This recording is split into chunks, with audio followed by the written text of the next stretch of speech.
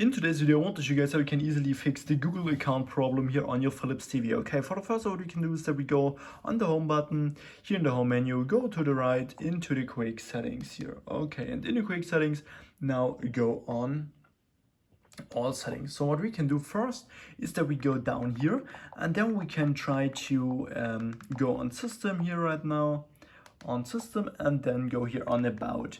And here on about, or try to do is system update. Sometimes this helps, and you also can go down again here, and here you can try to do a fully restart. What you also can try to do is that you unplug the TV, wait like 2 minutes, and plug it in again. Sometimes this helps also to fix the problem. So okay, and after that, what we can do is that we go here on accounts and sign-ins. So what we can do is that we go here on our Google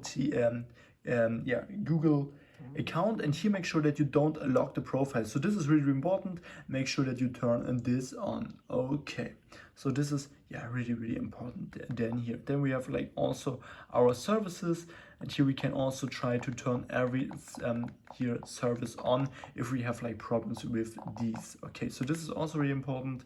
And then what we can try to do is that we here add a new account, and then we can delete like the old account. Sometimes this also helps you, or we can directly go down here and remove the profile. And what you also can try to do is that we go here and try to turn off the apps only mode. So if this also doesn't work, then we can try to do or create a new Google Gmail. You can go on YouTube, and there you can easily create a new account, or like on Google itself or something like that. Okay, and after that, your Google account problem should be fixed.